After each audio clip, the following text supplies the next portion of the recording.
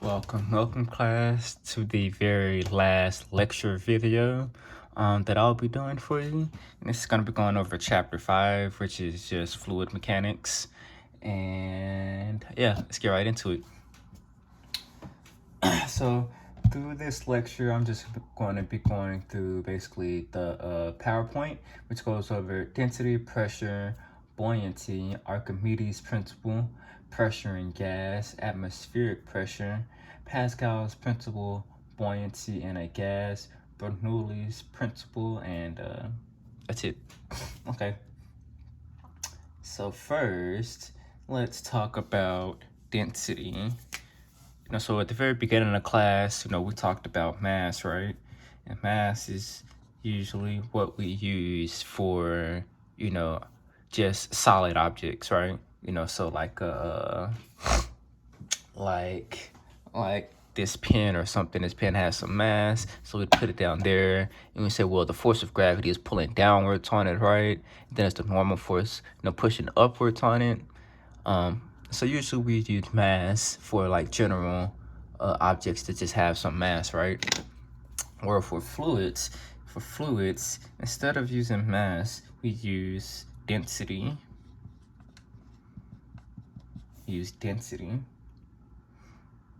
Where density is just given by the mass of that object divided by the volume, right? So if we have a glass of water,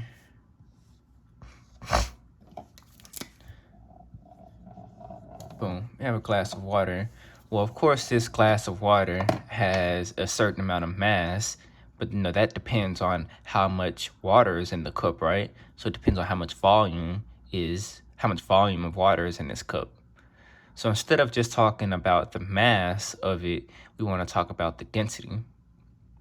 And so we'd take the mass of however much water this is and divide by the volume, where here the volume would be a cylinder, because this makes like a cylinder shape, and then that would give you the density of this water here.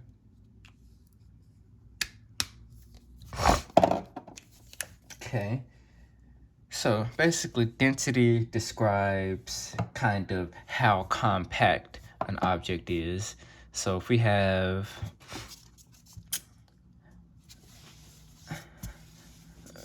so density kind of describes how compact density describes how compact a object is. So say we have this ball here of lead, and we also have this ball here of water.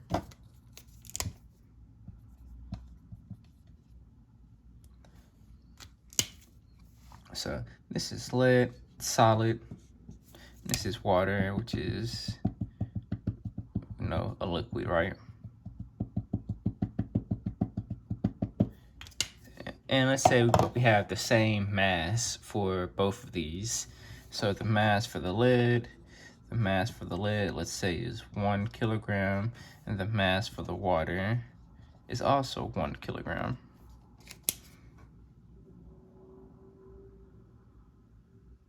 Well, even though these two objects have the same amount of mass, the lead is going to be more dense. It's going to be more dense because it has basically because it's it's more compact, right? The atoms inside of this are more squished together because it's a solid. Whereas for water, this same mass of water would be less dense because the water is not as compact as the lead here. So even though they have the same mass, they have different densities.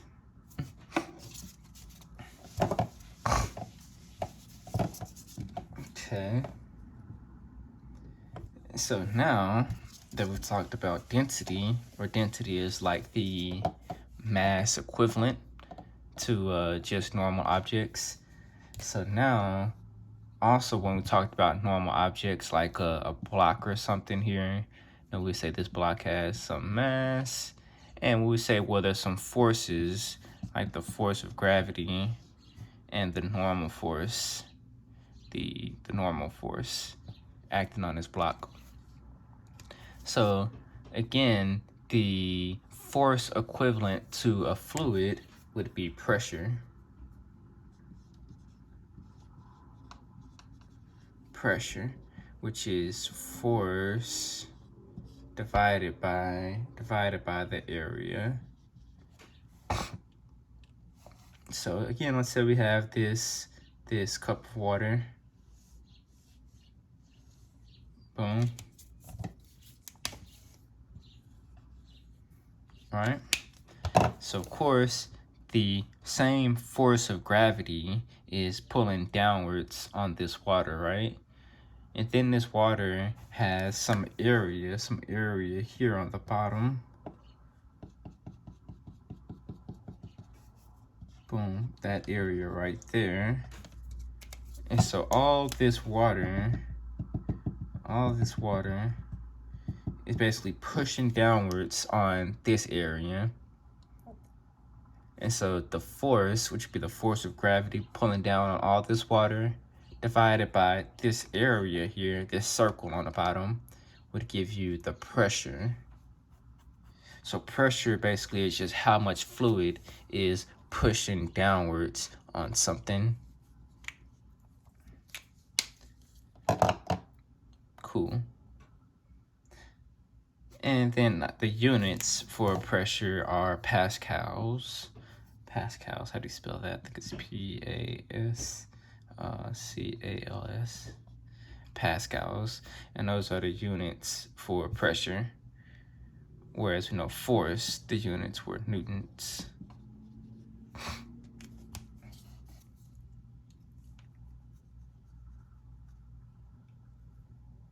So this pressure here, well, let's draw a different picture.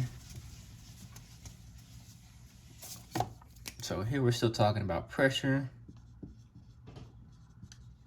So you're probably familiar with something like water pressure. You know, they say the deeper you get into water, there's more and more, you know, atmospheric pressure is pushing on you or whatever, right? So basically that just means pressure inside of a fluid does not depend on the volume, but it depends on the depth. So pressure depends on depth, or how deep you are. So let's say I have a big pool here.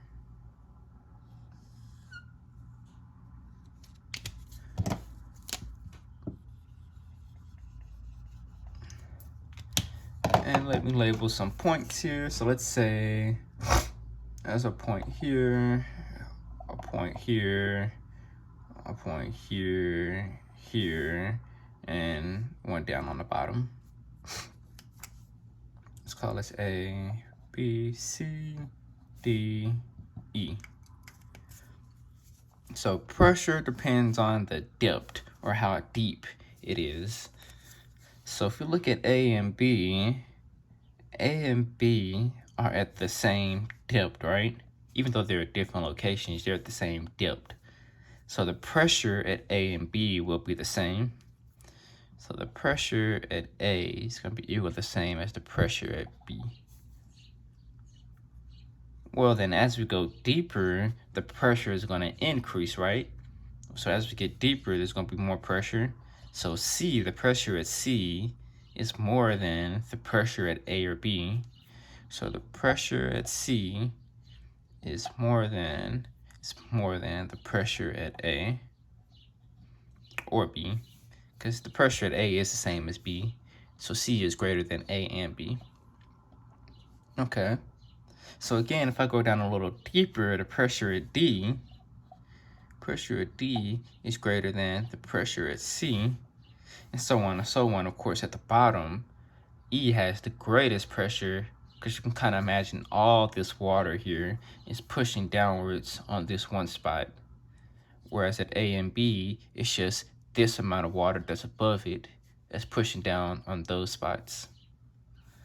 So pressure E, or the pressure at the bottom, is more than all of them.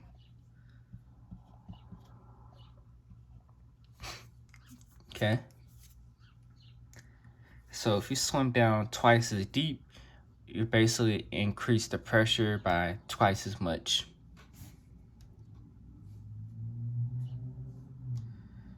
Okay, so looking through the slides here.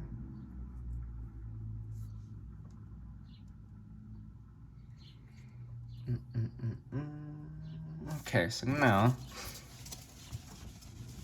skipping down to buoyancy, because I'm pretty sure pressure and density kind of make a little bit of sense with just a little bit of thought.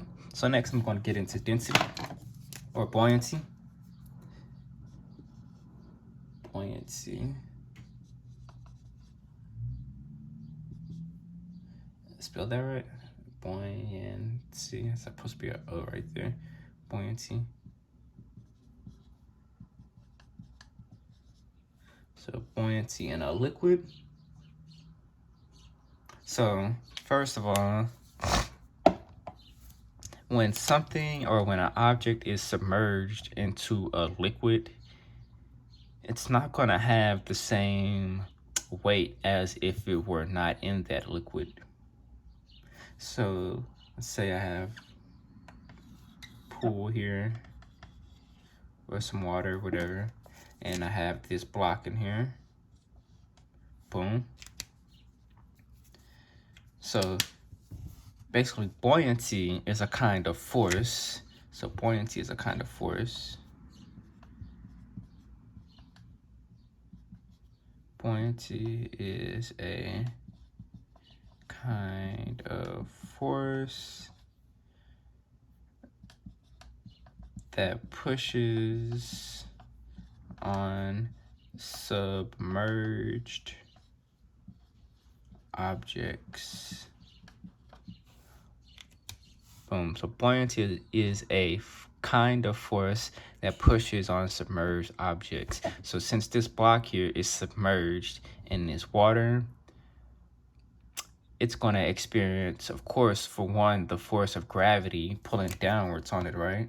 So there's a force of gravity pulling downwards. And then it's also going to experience this buoyant force that's pushing upwards on it. I'll call that FB for buoyant force. So it's this buoyant force that balances out with the gravity or force of gravity or the weight of it, and kind of has the objects just float there in the middle. Because if there were no buoyant force, the force of gravity would just pull it all the way down.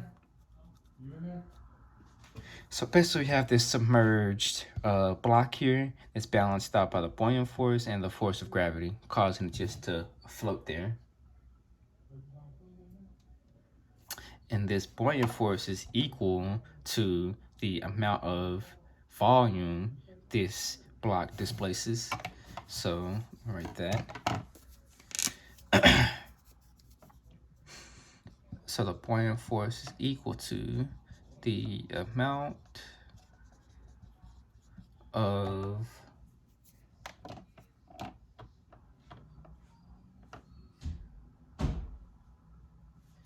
the amount of the weight of the water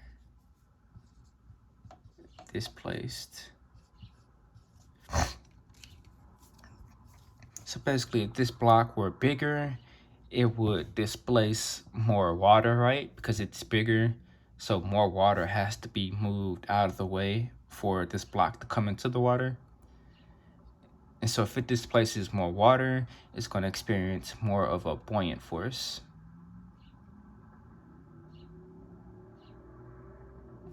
All right.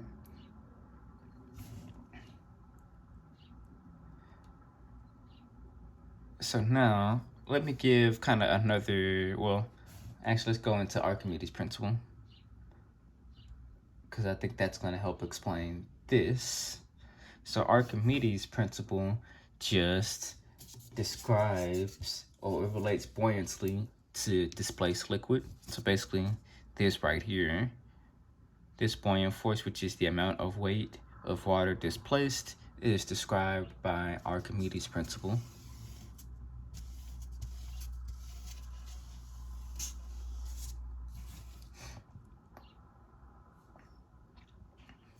And so Archimedes' principle basically says the buoyant force FB is equal to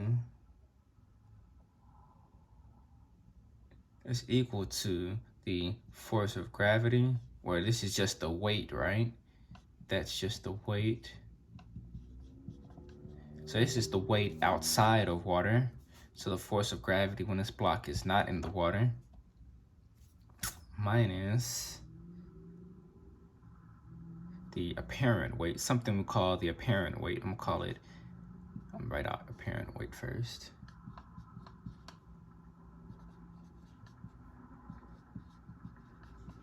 Apparent weight.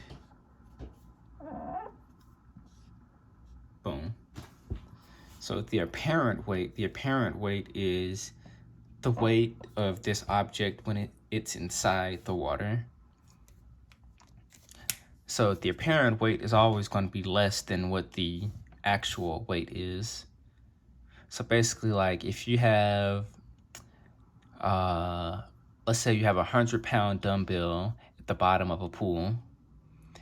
If you swim down to the bottom of the pool, you can actually pick up the 100-pound dumbbell fairly easily because there's also the water pushing up on the dumbbell, kind of helping you pick it up while you're in the water. But as soon as you take it out of the water, you're going to experience the actual weight of it, which would be the whole 100 pounds. Whereas inside the water, when the weight is submerged, you just feel the apparent weight, which is a lot less. So this is why basically people can, if a person is drowning, you can not easily, but you can pull the person out of the water easier than you can dragging a person on land because of this apparent weight. Okay, so an easy example they give here in the slides, they say we have a 3-kilogram block submerged in water. So we have, let's just say this is the block here. And let's say the mass of the block is 3 kilograms. 3 kilograms. And the apparent weight is, I'm gonna call it a W for apparent weight, is 1 kilogram. So this means when this block is in the water, it only feels like 1 kilogram, but it actually weighs 3 kilograms. So now that we know the actual mass, or the real mass, and the apparent weight, we can subtract those two to find the buoyant force. So the buoyant force is going to be the force of gravity, which is just the this here, the 3, minus the 1. So the buoyant force would be 2. 3 minus 1. So that's just a quick, easy example that they give in the slides here.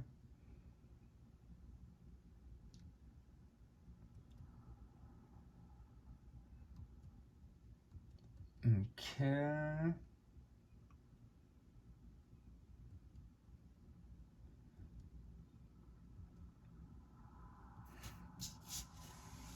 So next,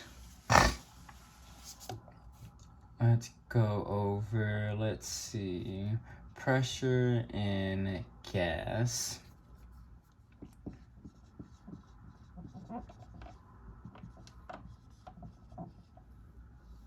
Pressure in gas. So gas is kind of treated like a fluid because it is kind of a fluid in a way. And so we can talk about pressure in terms of gas as well. Where we know again pressure is just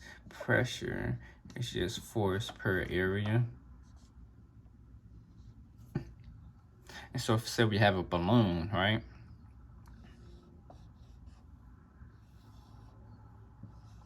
So we have this balloon, and this balloon has some molecules in it that are like zipping around. And so these molecules are basically pushing on the outsides of the balloon, which would be the force. And then the area would be, well, it'd be the surface area of a sphere here because the force is pushing outwards. So kind of like this. The little molecules in a balloon are pushing outwards in every direction on the surface area. And so this balloon would have some pressure associated with it. Right? So if we were to, let's say, add more molecules on the inside of it, right? So let's say we blow more air into it. Well, if we blow more air into it, that's going to cause it to expand, right? It's going to cause it to expand. If we blow more air into it, because if we add more force, that's going to add more area to it. Okay.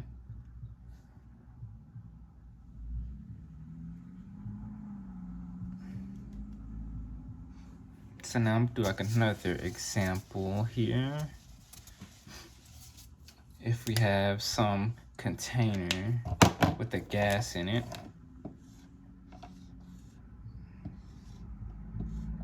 so this is some container with some gas in it,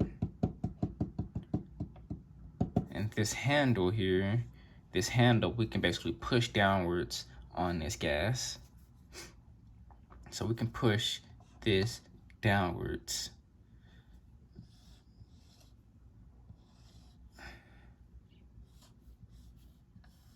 Like so. And so if we were to push this downwards, we're basically closing up the area for which these molecules can move around, right? And so since these molecules are being pressed downwards, or they have less area to move around, they're gonna basically hit the walls a lot more. Or basically the pressure is gonna increase inside of this area. So if you decrease the volume or decrease the density, then you increase the area. So if you decrease the density,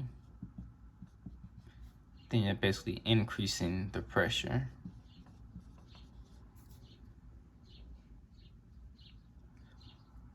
All right, so here the molecules are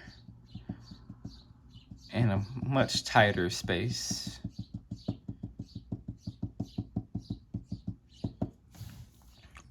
Versus when they were up in the open. So this has higher pressure than this situation. And so this is given by, or this is explained with something called Boyle's law.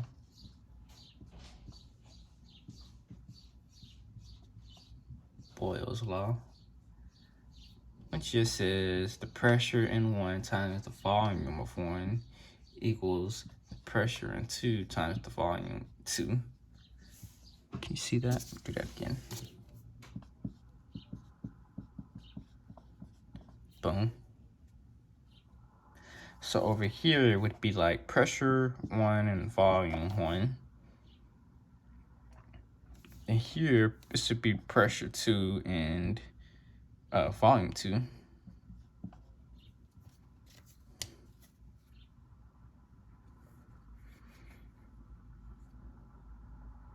So since the pressure, or since the volume goes down, pressure 2 has to go up in order to balance this out.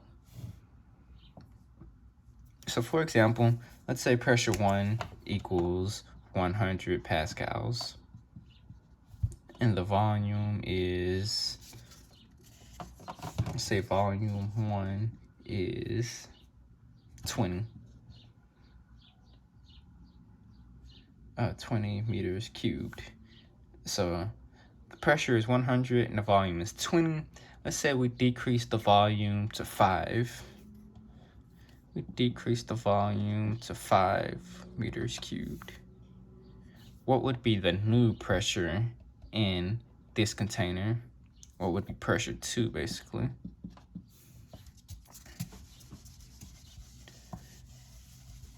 So what would be pressure 2? So using this equation, we could solve for pressure 2.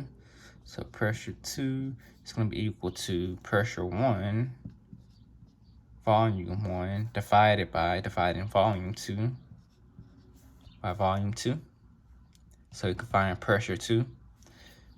So that's going to be equal to, well, 20 times 100, P1, V1, 20 times 100. That gives me 20,000 divided by, actually that's 2,000, I believe, divided by basically 5. So let's see what pressure 2 gives us. So 100 times 20 divided by 5 is 400. So pressure 2 is 400 pascals. So notice the pressure in 2 is way greater than the pressure at 1, right? Which makes sense because we basically decrease the volume for the second part.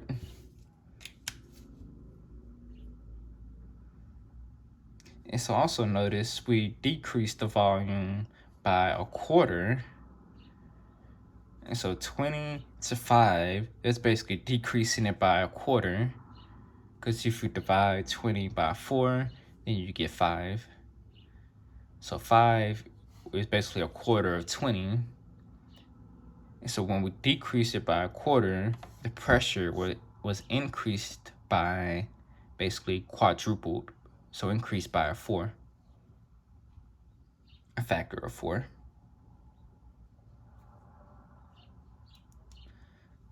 Yeah, so again, that's Boyle's law.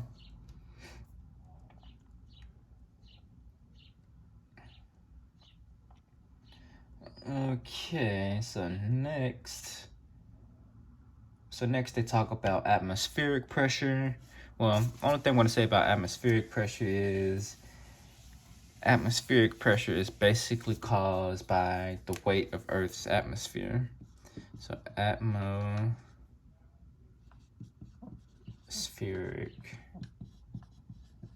pressure. And so again, we can treat gas as a fluid, right? And since we know there's all kind of gases in the air, so all those gases must be basically pushing down on us, basically in everyday life, because we're always in the atmosphere. And so the atmospheric pressure is basically caused by the weight of Earth's atmosphere, which is full of all kind of molecules like oxygen, nitrogen, you know, all those things, carbon, all that, carbon, nitrogen, oxygen. I think all those kind of things are in the air, right? So now let's get into Pascal's principle. So far we've talked about Archimedes, which he describes buoyancy. We talked about Boyle's law, which he relates gases to pressure and volume. And so now we're going to get into Pascal's principle. So I know it's a lot of names. I'm going to try to recap again at the very end so you're not too lost. Pascal's principle.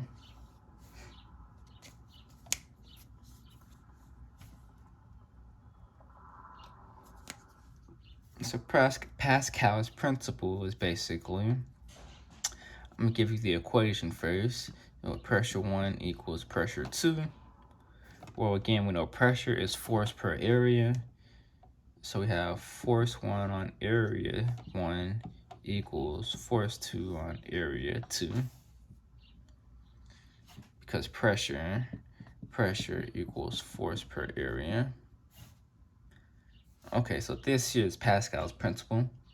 And we use this for basically hydraulic situations. So we use this for hydraulics. I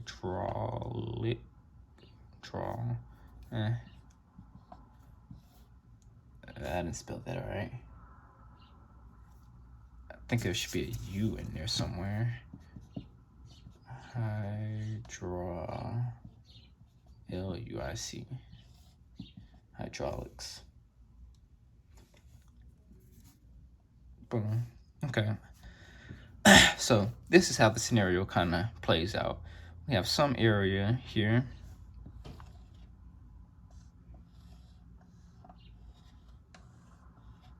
Boom.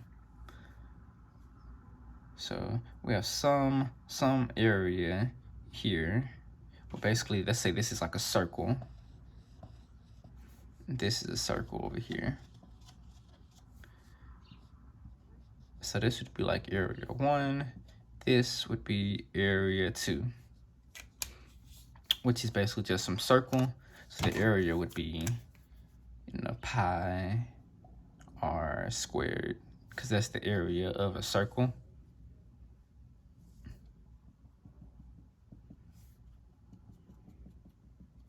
Okay. So now you can imagine, let's say we have a car over here.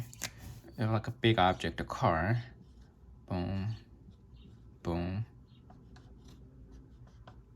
You have a car over here on this hydraulic. So this car is pushing downwards with some force, right?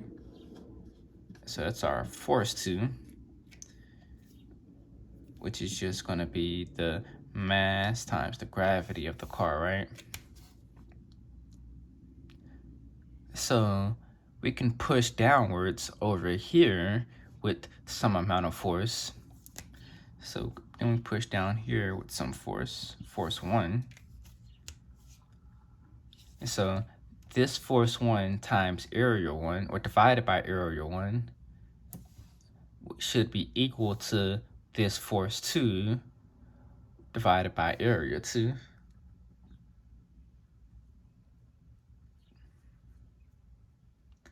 Okay. So if we want to push basically this car upwards, we have to push it upwards with at least this force here, force 2. But force 2 is probably really, really heavy because cars are really big. So now let's say force 2 is 2,000. Let's say force 2 is 2,000 newtons. Let's make it 20,000 because it's a car. It's real heavy. And let's say area 2 is equal to, making up a number, let's say 100.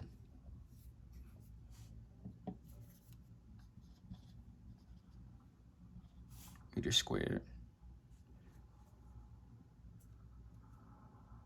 So this circle here is pretty big.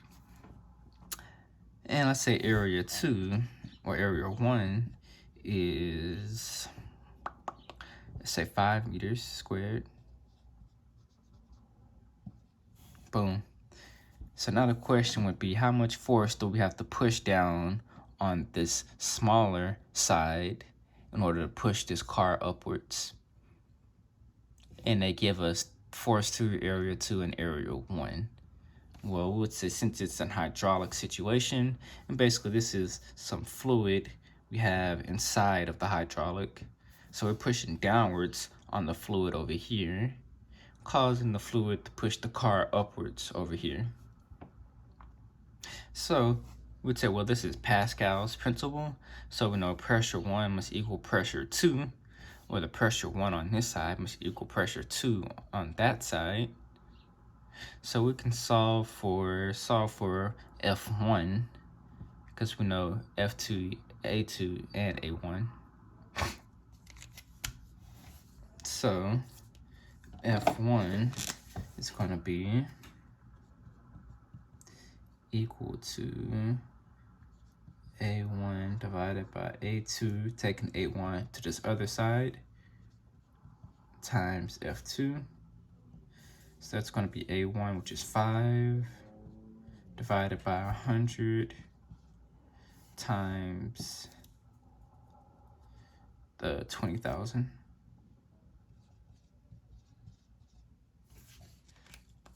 So putting that in the calculator, see if we get 5 over 100 times 1, 2, 3.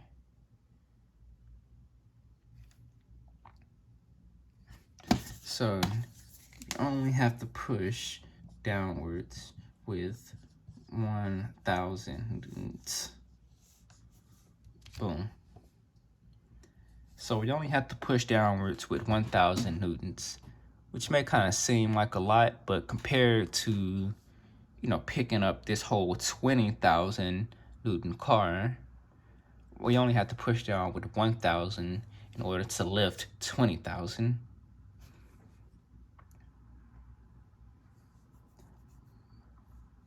Boom. So this here is Pascal's principle. And so the force input, or the pressure input, you can imagine I1 is the pressure input, must always equal input, basically equals the pressure output.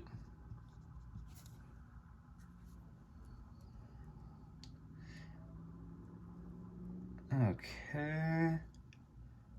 So next, let's get into fluid flow.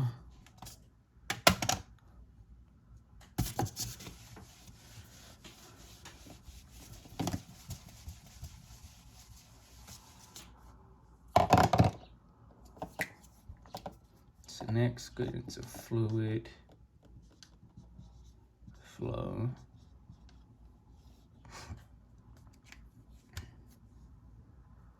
So first, let me just describe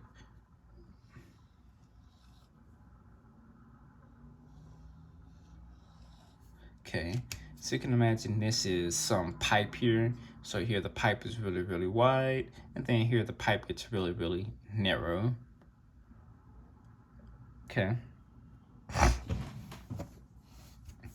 So we draw basically flow lines, and I'll use blue for these flow lines because the water is basically flowing inside of this pipe with some velocity. So this is water flowing.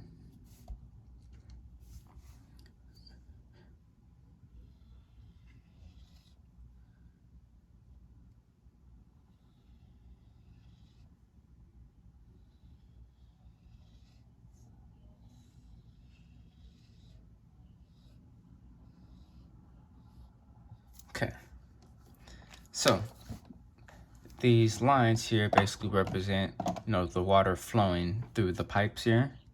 When these lines are spread apart, that means the velocity is lower. So lines spread out.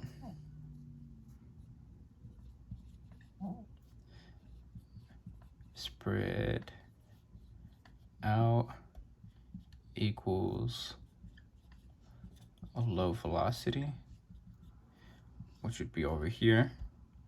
And then once these lines get tight together or compressed, then basically the water has to speed up, or the velocity is going to increase for this narrow region. So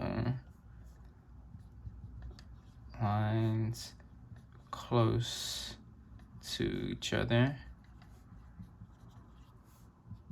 equals a high velocity. Boom.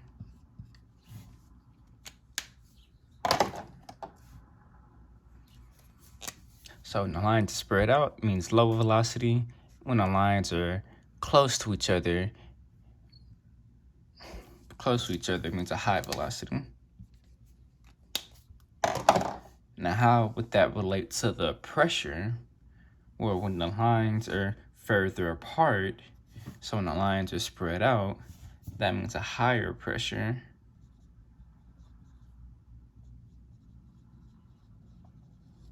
But when the lines are close to each other, means a low pressure. Boom. So basically we have the velocity and the pressure balancing each other out here. So out here in the wide part, it's a high pressure but low velocity. And then as the pipe gets narrow, the velocity increases, and so the pressure decreases for the narrow area. Okay. And so this is basically Bernoulli's principle. Yeah, another name, I know. So this is Bernoulli.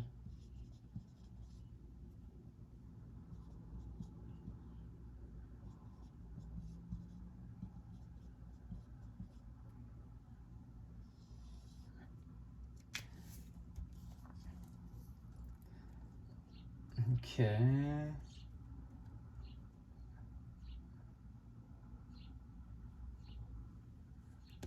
So that's basically it there. Let me just recap all of those names we went through. So again, Bernoulli's principle describes fluid flow in a pipe where in the wider part of the pipe, the velocity is going to be low, but the pressure is going to be high. Then once the pipe gets narrow, then the velocity is going to increase, but the pressure is going to be low.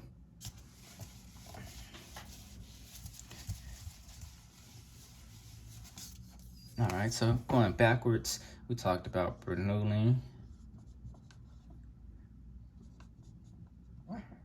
Bernoulli, which just talks about fluid flow. Let's see, before that was Pascal.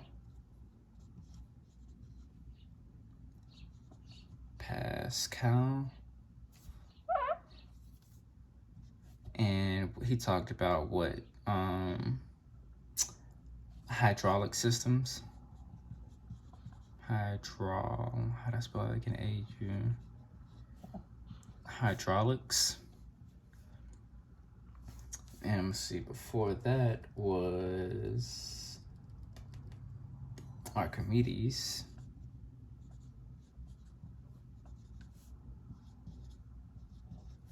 And then also Boyle. Archimedes talked about the buoyant force.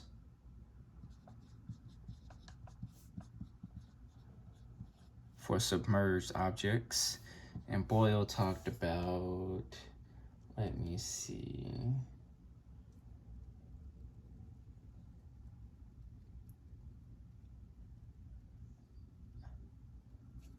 Let's see, pressure and gases.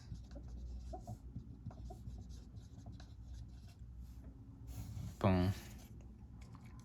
So here, well, let's start with Pascal's. So Pascal's law dealt with hydraulics. So here, this just means the pressure in equals the pressure out, which basically means force 1 over area 1 equals force 2 over area 2. Fluid flow related the velocity and pressure, right? So this relates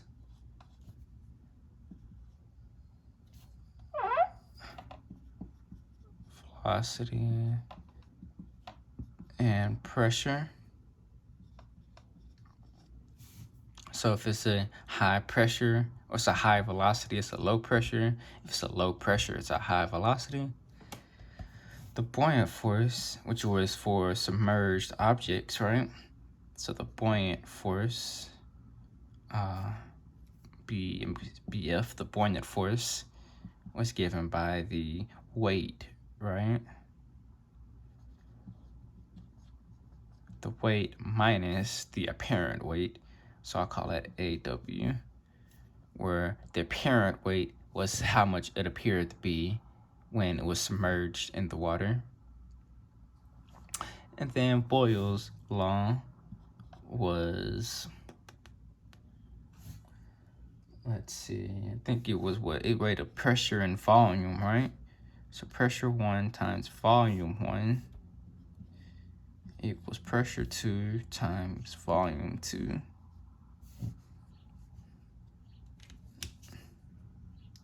So it's kind of like a quick overview of all the names that we went over.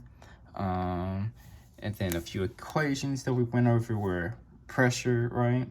Where pressure is force by area, and density. Density is equal to mass per volume. Boom.